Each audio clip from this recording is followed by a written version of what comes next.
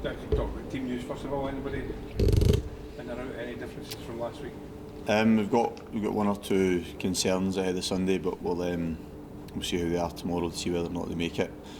The plus side, Stevie Mallon played in a bounce game during the week, so he's kind of back in around the squad, which is good for us because he hasn't been really since the start of the season. But yeah, one or two injury concerns. We'll see how they are over the course of tomorrow. Would you have been looking to maybe mix it up a little bit anyway? Because you've been fairly consistent with your team selection the last few weeks. No, not necessarily. I think that we've taken 10 points from 12, which is, well, with the exception of the Rangers, as good as anybody's done at the start of the season. So we've got a lot to be pleased about. We've got areas to improve upon, but the players that have been in possession of the jersey, by and large, have done well. What have you made of the games this season in terms of atmosphere? Jack, how have you coped?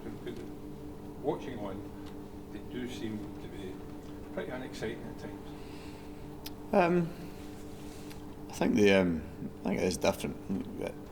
The build-up to games are different as well. When you some stadiums you're changing in, for example, at Tannadice, you change in a hospitality suite, and then go out at the start of the game. So even the whole build-up to games are very different to what they are normally. No crowds in does impact upon the game. I think the one thing that I've heard people speak about is true is that there's probably less poor decision making in terms of breaking structure within teams because the emotion's taken out of it a little bit by crowds not being in the stadium, and that makes maybe games a little bit tighter because a lot of the time players will follow instructions probably better because there's less to distract them. Distract is maybe the wrong word, but when there's crowd noise and adrenaline flowing, sometimes they can be taken away from that. So that's maybe what we're seeing. I think we've seen that in other leagues as well, that it becomes a little bit more structured, the game, and they become a little less open, and I think we've seen that in recent matches as well. Do you find it easier to get your message across to the players from the touchline because there's no crowd noise?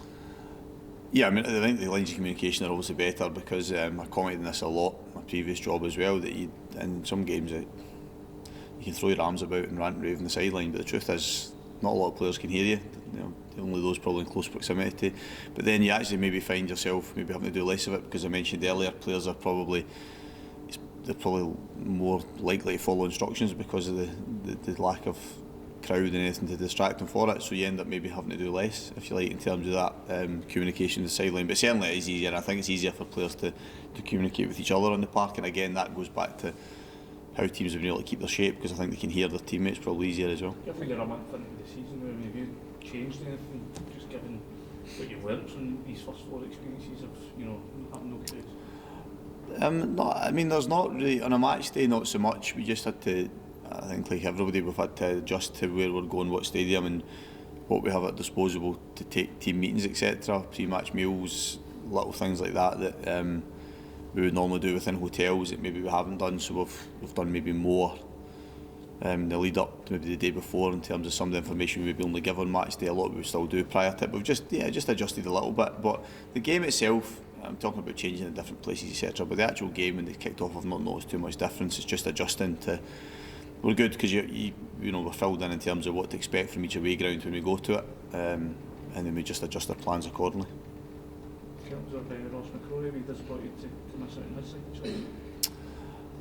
No, I mean, I think that a couple of things on it. One, I'd only ever spoken about another player when his parent club mentioned him, and then I was reluctant to speak any more about it. And now he's Derek's player, so it's none of my business in terms of that. But we had, we want to try and keep improving our squad. We weren't able to do so with that, and we'll keep hopefully trying to find a way of doing that between now and October.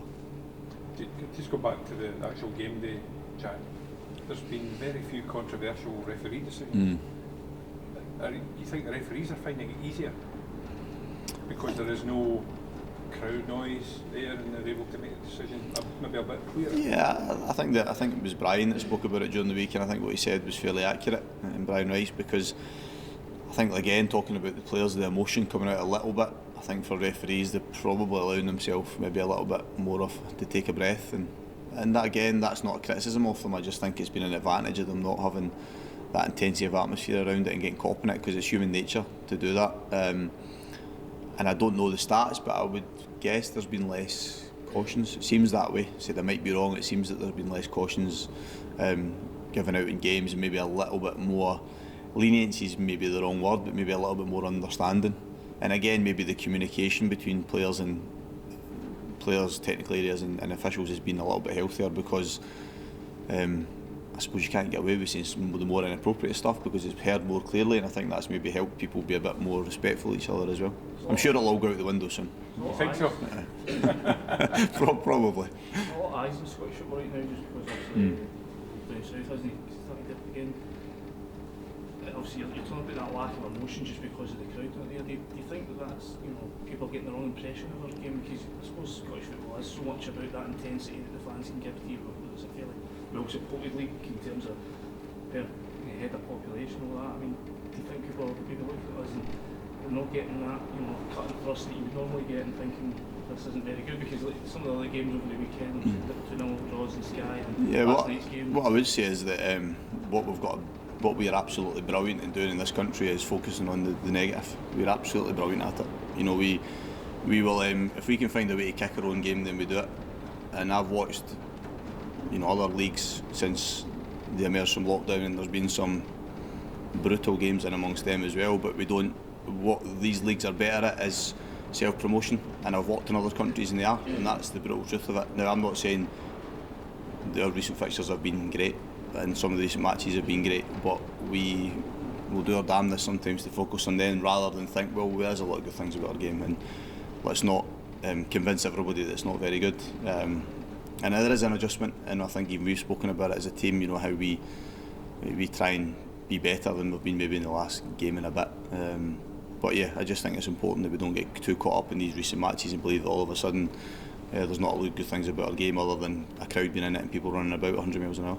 St Johnstone a little bit unlucky last night to lose out, do you think? I think there was very little in the game. Those recent matches we spoke about there that maybe I think a lot of games have been very little between teams, and I think last night was another example of it. I'm sure they would feel hard done by losing the game, but equally I'm sure Derek will point to it being an away performance where you go away, keep a clean sheet and win the game, and again, it's for us at the management side of it is results business. So for Derek last night, it's a terrific result. Are you keen to add to your squad quickly, Jack? Is there an urgency to go in for the positions that you want to strike? I think the longer you go into any window, there's two ways of looking upon it. You can be patient and believe that you will then get the good ones that are maybe taking their time, but equally there's also the risk that you lose out on all the better players, if you like. I would always rather have our work done earlier. It's been a challenging period for everybody in terms of adjustments at clubs, and if supporters do start to be allowed back into stadiums, it may be that clubs start to emerge a little bit from that and do bits and pieces later on. So I would only do it if I think it's the right one. I think that's the key thing. If there is one tomorrow that I could do, I would want to do it. If it's not, then we'll wait. As I said, I can't complain at the start we've had to the season, so I still think we need to improve in certain areas, but we're doing okay at the moment. Is it quite position focused, and we'll look at the positions that are going in place, because that's a name that got linked to sort of that defensive midfield centre half? Is that where you are looking? Yeah, we still think that in the middle area of the pitch we need we've got a lot of good footballers in that respect, and a lot of similar types, and Alex is the only one that's probably a little bit different. So I'm not saying another player like Alex, but maybe it's just something different to what we have there. And again, versatility is always a bonus in that respect. If it's somebody that can fill at least one other role or a couple other roles in the team, so you create a profile, and then it's not easy to find sometimes the player that fits that profile. But certainly positionally, it's probably a priority area for us at the moment.